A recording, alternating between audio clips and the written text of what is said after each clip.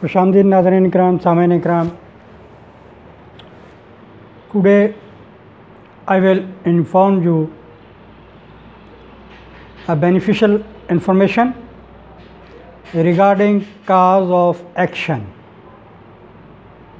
Cause mean reason why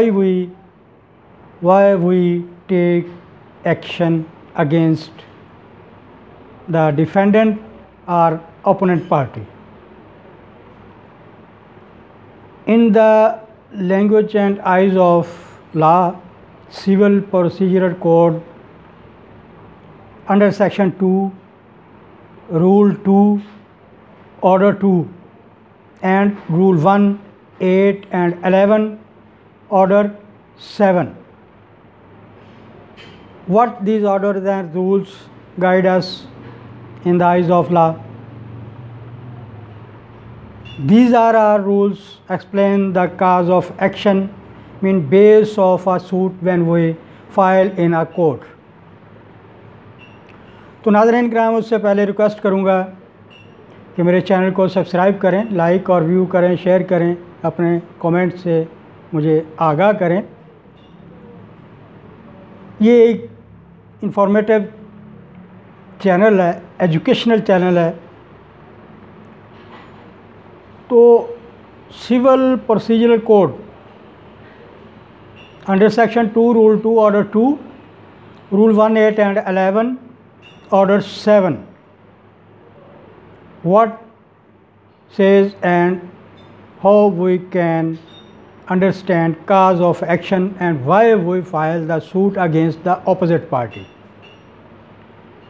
किसी मुकदमा की बुनियाद या मेन थीम या दिल जो आप कह सकते हैं वो बुनियाद दावा होती है, वजह अनाद होती है, जिसकी बेस पे बुनियाद पे हम अपना दावा दायर करते हैं अदालत में। Mean that bundle of facts such plaintiff alleged to avail that relief which she prays. Every fact which should be approved by a plaintiff to support his or her right of judgment against defendant, especially when such fact is traversed in वो हक़ाइक़, वो वजह, वो reason, वो अनाद अपने file में जो हम दायर करने जा रहे हैं अदालत में, केस में बयान करेंगे। उसी बुनियाद पे, उसी बेस पे, उसी काज पे हमारा दावा आगे रन करेगा। प्रोसीडिंग्स, एविडेंस, हियरिंग्स कंप्लीट होंगी। एट द एंड डिक्लेरेशन और जजमेंट डिग्री होगी। तो यहाँ पे अभी हम जो मैं बयान कर रहा हूँ, आप लोगों तक इंफॉर्मेशन पहुँचा रहा हूँ, वो यही है कि काज ऑफ एक्शन क्या होती है।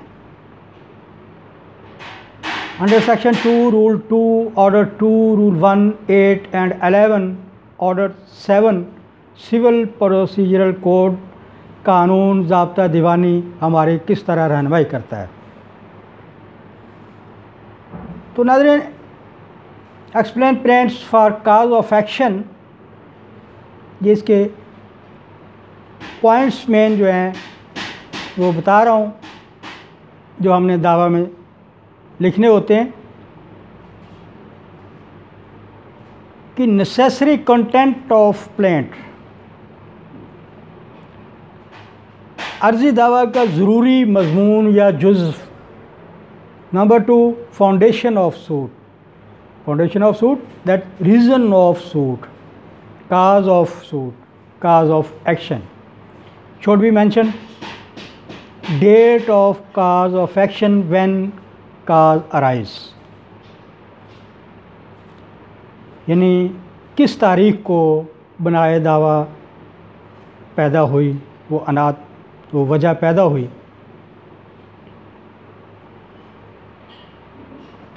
उसके बाद उसमें असर्शंस आती हैं, बयानात लिखने होते हैं, पॉइंट्स लिखे जाते हैं, इस वजह से इस तरह हुआ, इस तरह हुआ, इस वजह से ये दावा दायर किया जा रहा है।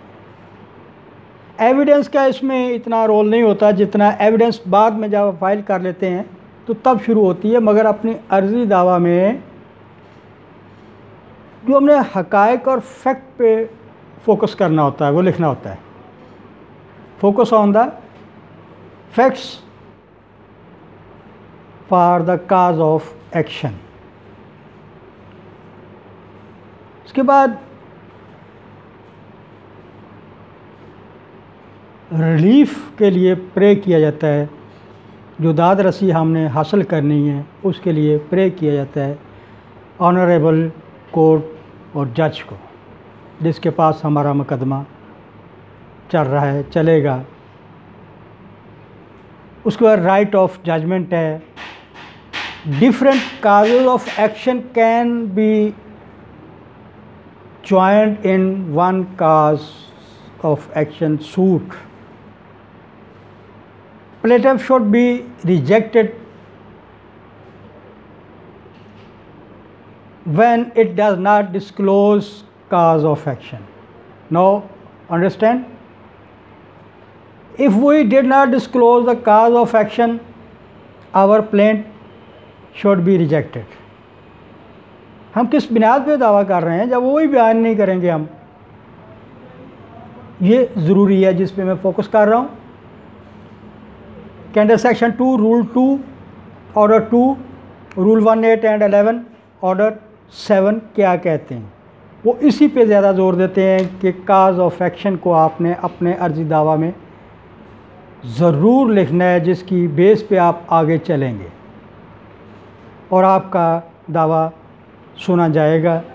फिर सारी प्रोसीडिंग्स, हियरिंग्स, डेटिंग, सारी विटनेसेस वगैरह सारा कंप्लीट होगा। उसके बाद relief founded on separate cause of actions shall be separate suit. अगर रिलीफ मुख्तलिफ काज ऑफ एक्शंस पे आप मांग रहे हैं तो वो काज ऑफ एक्शंस पे रिलीफ के लिए अलग-अलग से आपको सूट, वो केस फाइल करना पड़ेगा। प्रिंसिपल इसका ये है कि no new substituted or substitute for original cause of action. Suit for declaration of ownership can not B